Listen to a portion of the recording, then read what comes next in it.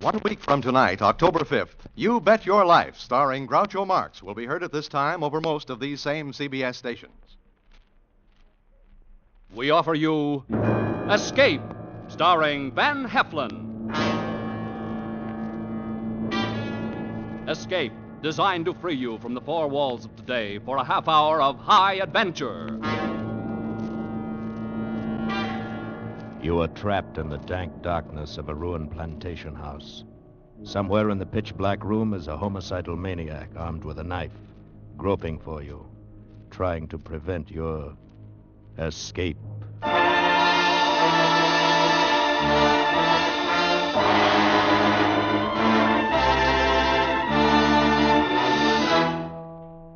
Tonight, with Van Heflin as John Woolfolk, we escape to a deserted sandpit off the coast of Georgia, where terror stalks under the Spanish moss, as Joseph Hergesheimer tells it in Wild Oranges.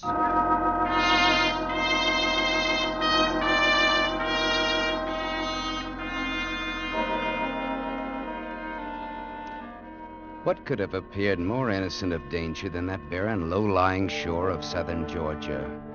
What could have seemed less laden with terror than that lovely little cove, so tranquil and well-sheltered, so warmly bathed in late afternoon sun as we dropped the anchor of our ketch and prepared our mooring? And yet there was something. First, it was an aroma. A grove of wild orange trees in late bloom grew defiantly amid the tangled undergrowth of the shore. The scent was strong and exotic and heady. And as I smelled it, I felt a vague uneasiness. Then, as I watched the shore and Halvett, my sailor, unfurl the sails, the mirror of the cove was shattered by a movement. At first, I thought it was a fish leaping and playing in the water. Came round a spit of land from an inner bay, and then Halvard was beside me. That's queer, sir. I would have bet there was nobody within miles of here, but that's someone swimming. Yes, that's a girl. Aye, sir. She'll be surprised when she discovers us, no doubt. And embarrassed. She swims well, doesn't she? Yes, sir. She had been born in the water. Oh, she's seen us. Yes. Now she's running away. Hey, that's Brentwood winning an Olympic race, huh? Yes, sir. I wonder what she's doing here, where she comes from. Perhaps there, sir. Where? Through the trees. There's a house there. You can hardly see it. I spotted it a moment ago. Yes, there is. I know, but it's a ruin. It's rotting away. No one could have lived in that since the Civil War. There may be others back there, sir. I know, but this is a deserted coast. It's marked as a swamp on the chart. Well, I don't know, sir. Huh. This is strange. It's very strange.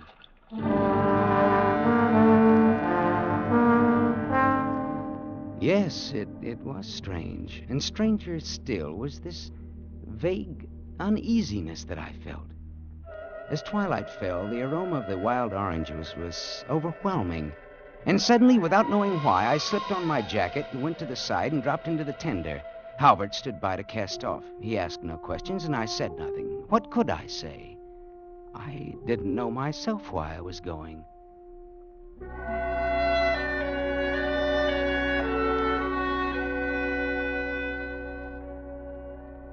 I pulled the tender up on the soft sand of the beach and walked up a dim path through the orange grove. Around the side of the house, where a smaller portico held off the weeds, a single doorway was framed in the pale light of the inner lamp.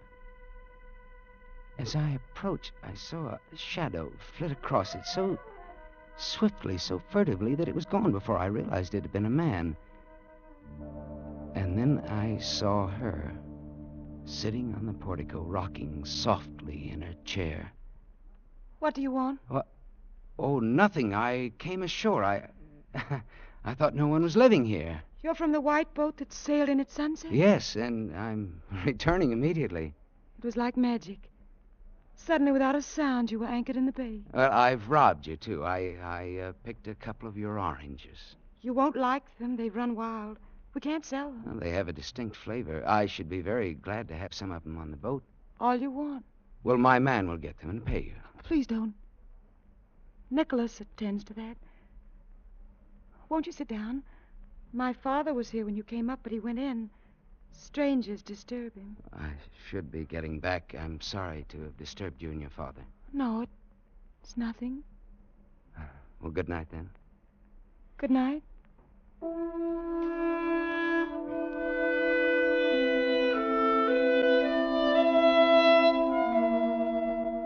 That was all, a fragment of commonplace conversation, but it was enough. Now the uneasiness I felt, the strangeness of this place took shape for me. I saw it in her lovely, fragile face. I heard it in her voice. There'd been a hidden terror, a terrible, controlled fright that approached hysteria. But when I got back to the boat, Halvard made it even worse. Find anything, sir? There are people living there. Well, there'll be water then. Maybe we can stay here for a couple of days. What do you mean? Well, this is good anchorage. I'd like to unship the propeller, and there's some scraping to do. Yes, I suppose you're right. We need a couple of days of work before we head into the open sea. Yes, sir. Oh, we'll do it here.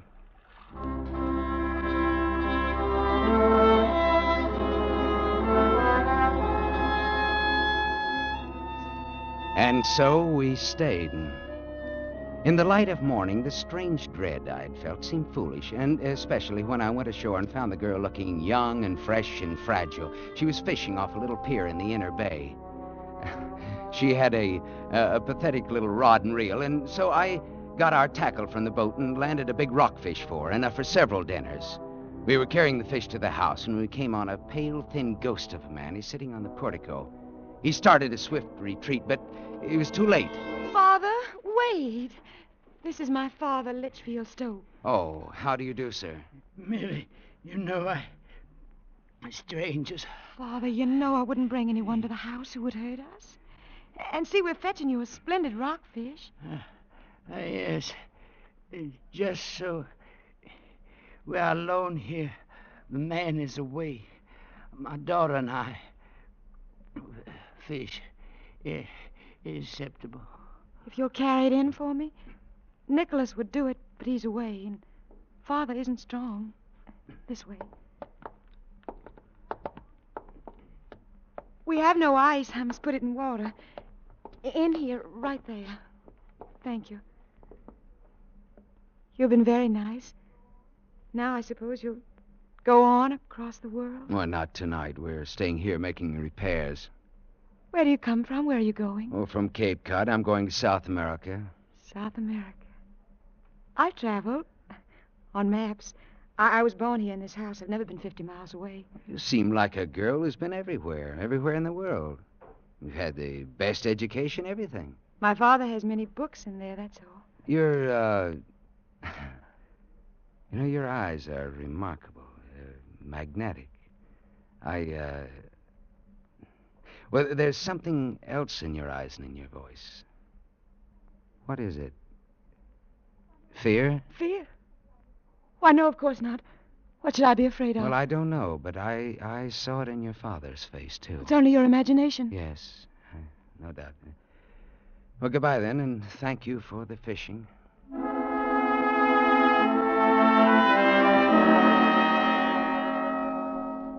Strange how this girl would have upset me so. I tried to resist, but that evening I found myself going back to her. Tying the tender into the little pier, I watched her as she came to meet me. I'm glad you came. Let's stay here by the sea. It's so lovely in the moonlight. All right. Oh, it is nice here, isn't it? Nicholas is back. Nicholas? He's our man. I lied to you today about fear. I suppose I am afraid. I suppose my father's passed some of his fear on to me. Why is he afraid? Well, that's a long story going back to the First War. He was a young man then, and he didn't go to war. It wasn't that he was a coward exactly. He just couldn't adjust to it mentally. People laughed at him and threatened him. And that's when sort of perpetual fear started.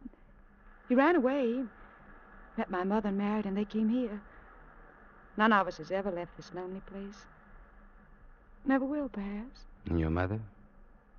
She's dead. Loneliness killed her. Perhaps it's no wonder that I sound timid and afraid. Perhaps I am. Aren't you lonely, too? I don't know anything else. But what about you? Who are you that you go sailing about the world with only a sailor for company? No, I'm nobody. My name is John Woolfolk.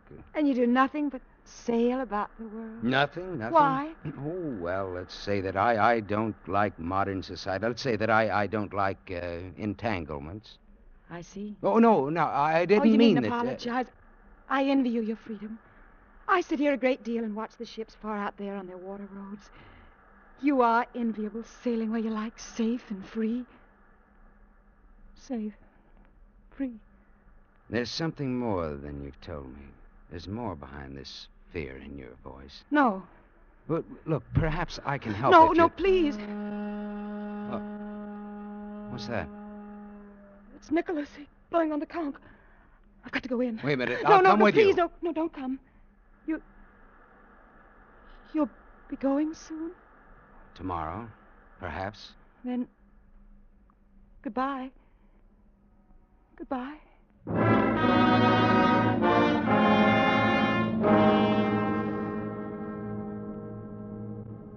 Now I knew the terror that I had only sensed was real. This girl was possessed by fear. This house held some terrible secret. What could it be? Next morning, Halford went in to fill a cask for water. He came back without the cask, and he was livid with rage. There's an idiot in that house, sir. Next time I'll take the pistol. What do you mean? Where's the cask? It's broken, sir. How? How did you... I was filling it at the cistern, and this idiot, a huge, hulking brute, came out of the house. He told me to get away. Well, I tried to explain we had permission, but he came at me with a knife, gibbering. He put his foot on the cask and crushed it. Well, I'll see about this. Be careful, sir. The man's not quite right. He's dangerous. Plenty dangerous.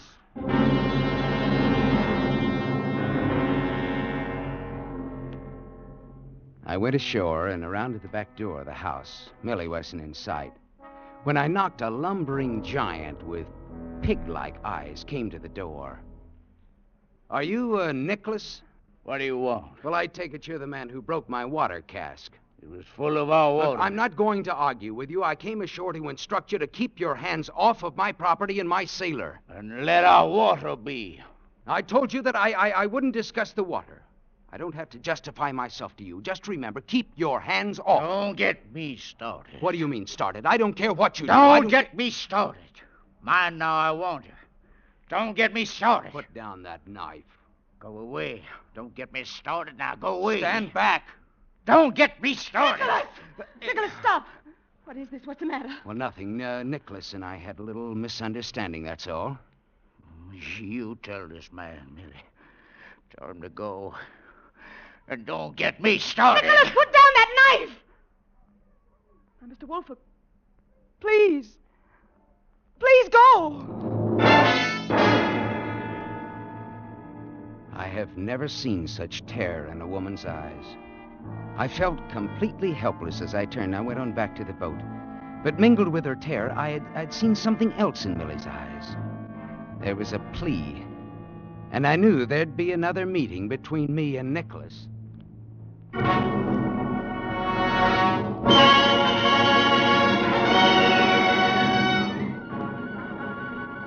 That night, a storm broke, a raging wind and rain to match my tortured mood.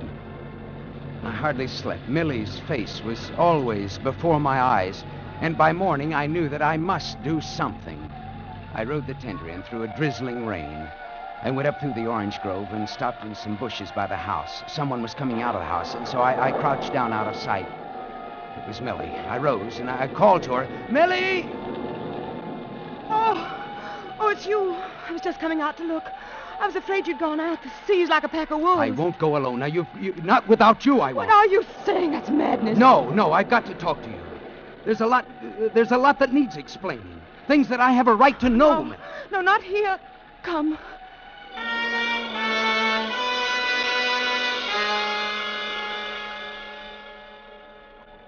She led me into one of the smaller ruined buildings. We crouched far back in the dripping shadows of a corner. No. Millie, for the first time in 12 years, I'm living again. Darling, I'm in love with you. I know nothing of love. It's quickly learned. Millie, don't you feel anything for me at all? I don't know. Perhaps if things were different, someplace else, I might care very much. But I'm going to take you away someplace else. I'm going to make things different. I'm going to give you a chance. Oh, no, it's Too late. Why? You came too late. Why? Millie, what is this? What is this fear? Nicholas. Oh, that's foolish. He's nothing to be afraid of. Has he been bothering you? He says he's crazy about me. He says I must marry him. Where is he now? Oh, no, John, you mustn't. Something frightful would happen, John. Not no. frightful, just unfortunate for Nicholas. But you don't understand. He's not human. There's something about him. What about him? Tell... He came here in April. We were glad to get him. Servants are impossible to get back here in the wilderness, and he'd work for the smallest wages. Only a few days ago I found out why he was glad to be here. I was cleaning his room and I found this. Let me see that. Wanted for murder, Isaac Nicholas. A homicidal maniac. He knows I found it. He knows, and he's been furious. And then you came and he ran and hid in the pines. But he told me if I spoke about him, it would happen to me. And if I left with you, it would happen to Father. Now he thinks I'm in love with you. He told me to send you away. He said you must leave today. Millie, I should have realized this. I'm not to stay away for longer than now. I must go, John. Look, Millie. It'll take us a couple of hours to get our boat ready. I'm going to come for you tonight at 8. Now, you tell him that you saw me and I promised to go. Act quietly. Say that you were upset, that you'll give him his answer tomorrow. Then at 8, you bring your father and walk out to the wharf. Now, that's all, but do it. Without hesitation or preparation. Don't let him hurt us. Please don't. Not now. He's finished. But do just as I say. It won't be long, hardly 3 hours. And then you're going to be free.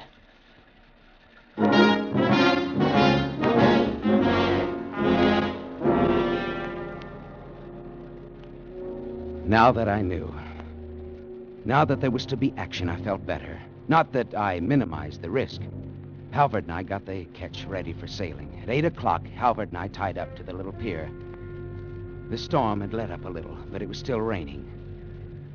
I got up on the dock and I waited for Millie. 10 minutes passed. And then 20. Something was wrong. I told Halvard to wait there with the tender. Then I walked slowly up to the house. It was dark. I went up to the side portico, to the heavy door. There was a tiny crack of light showing under it. I pushed it open.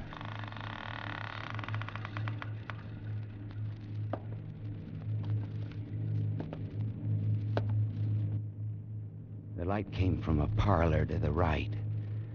I looked in. On the floor lay a body, her father. He was dead. He was crushed. His arm twisted grotesquely under him. There wasn't a sound in the house. Slowly, I walked through the downstairs rooms. Nothing. Then, back in the hall, I heard a slight creak. Upstairs, someone had moved. Was it Millie, alive? Or was it Nicholas lying in wait? I groped slowly up the stairs. I didn't dare to use my flashlight. It would have made me a target for his knife. The upstairs hall was pitch black. Still, there was no sound. I inched my way along the wall, slowly. And then I stumbled on a loose board. The pistol flew out of my hand, but the stumble saved my life. At the same instant, I felt Nicholas lunge, heard the knife sing past my ear and thud into the wall. I felt his great bulk smashing on my shoulder. My gun was somewhere on that dark floor. His knife was embedded in the wall. Now we were grappling hand in hand, rolling on the floor, kicking, tearing, gouging, crushing. My strength and wit against the massive bulk of a maniacal killer.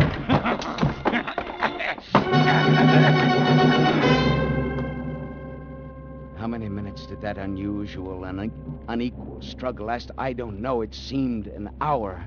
Several times, as if by common consent, we rested for a minute at a time. Once we rolled apart and lay panting, the breath aching in my throat. And then I heard him groping along the wall, searching for the knife or gun. I threw myself at him again. He was too big. He was too furious. I felt my strength ebbing away. His fingers were closing over my throat. With one last effort, I tried to throw him off, to roll him over.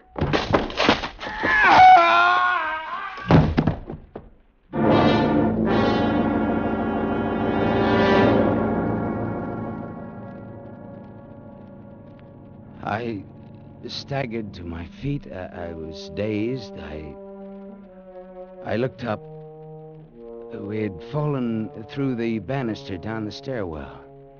Nicholas had landed on the bottom. He lay there on the stairs, sprawled, his head at a grotesque angle. He wasn't dead. He's only stunned. I leaned against the wall, looking at him stupidly. There was something that I must remember.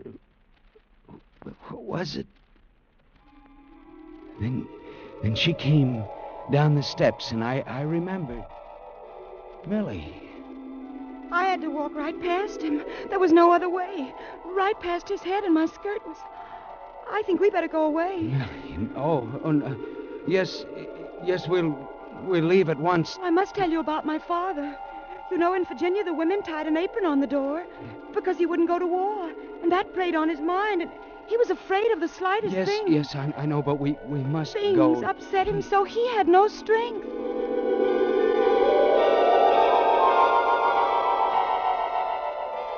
To hear her talk like this, like a sick child, was almost more than I could bear. Then I heard something. Nicholas had got up. He stood up and stared at us for a moment, and then he started slowly up the stairs. He was going after that knife. The least little thing upset him. Millie, look, we've got to go. I was to meet a man. We were going away someplace where it would be peaceful. But Nicholas suspected, you see. He asked why Father had put on his heavy winter clothes. And then when I tried to go out, he pushed me. Millie, and do you know what Father did then? He came up and said, "Don't do that. Take your hands off my daughter." His lips shook a little.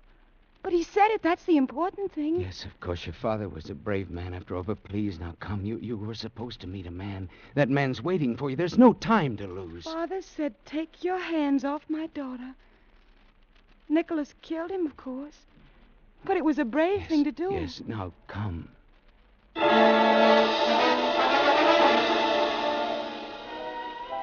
I couldn't wait any longer. I could hear Nicholas coming back. I picked her up and carried her out into the night, down the path to the pier.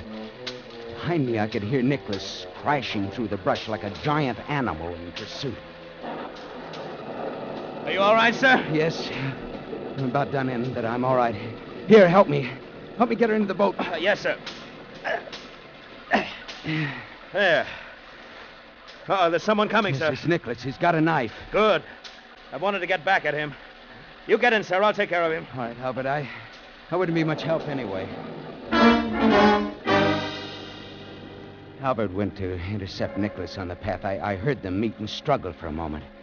And then a figure came walking slowly, stooped onto the pier.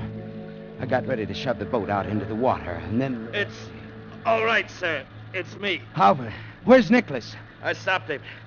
He was all bumped out. Are you hurt? No, it's just a scratch, sir. I missed his hand at first in the dark. It's nothing. Good. Well, let's get away from here, then.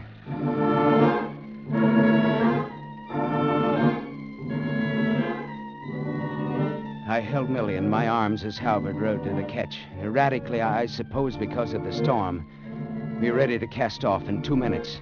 The last obstacle would be the narrow passage out of the cove. In this storm, it would be very dangerous. I started to take Millie into the cabin. No! There's Nicholas in the doorway. No nonsense. Nicholas is dead. You're on my boat. You're safe, Millie. Safe? With John Wolford? I am John Wolford. But you didn't come. Yes, I came, Millie. You're safe. Please, come. I'd rather stay up here. All right. You sit here beside Halvard. I'm going up front to take soundings. In this wind, you won't be able to hear me if I call, No, sir. but you can hear me. Remember, we only have 3-foot clearance.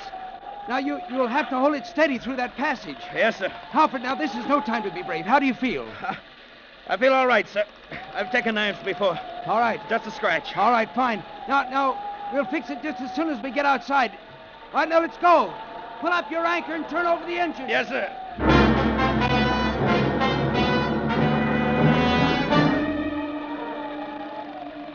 The boat headed into the tearing wind of the storm, straight toward the narrow inlet. A foot too far on either side and we'd hit. In this sea, that would mean death for all of us. I stood far up on the bow, taking soundings, feeling out the passage. Howling wind carried the call back to Halvard. Forward!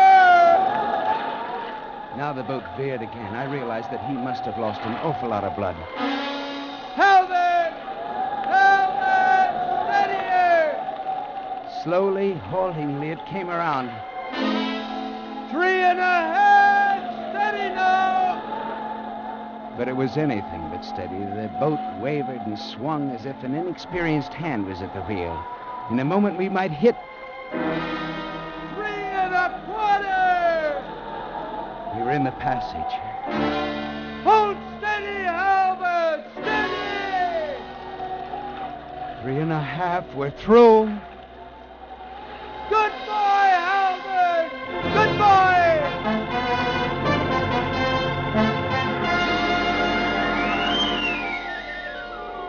Good boy, Halbert, I called. But when I went back, it wasn't Halbert at the wheel. It was Millie. Millie, her hands steady, her eyes washed clear of any madness. Millie with a little tight smile on her face, but no fear. And Halbert lay, rolling with the swells in the bottom of the cockpit. I'm afraid, John. He was wounded worse than you thought. Oh, Halbert, good He heavens. told me to take the wheel.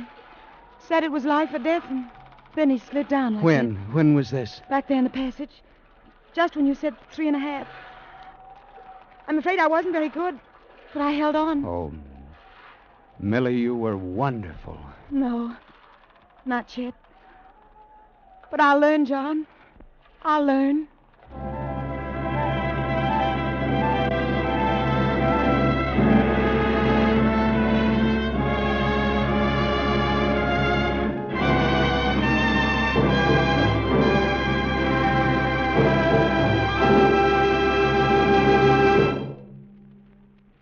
Escape was produced and directed by Gordon T. Hughes, with Van Heflin starring as John Woolfolk. Tonight we have presented Wild Oranges by Joseph Hergesheimer, adapted for radio by John Dunkel. Featured in the cast were Betty Lou Gerson, Bill Conrad, Edmund McDonald, Wilms Herbert. Special music was conceived and conducted by Del Castillo. Next week. You are following a man whom you must kill to the bleak wastes of a tiny island at the bottom of the world. And you know that one of you can never escape. Next week, we escape with John Russell's grim story of revenge, The Primitive. Good night, then, until next week, when once again we offer you Escape.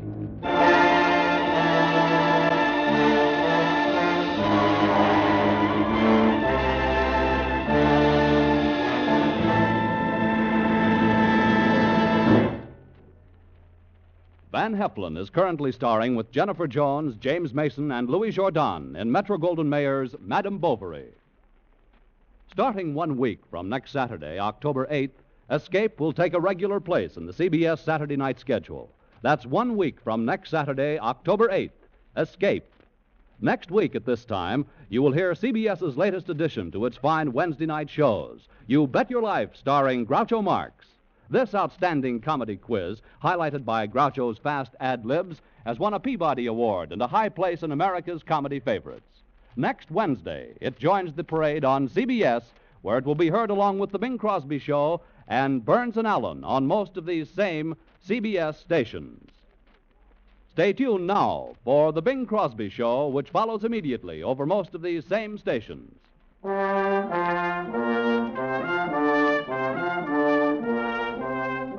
Paul Masterson speaking. This is CBS, the Columbia Broadcasting System.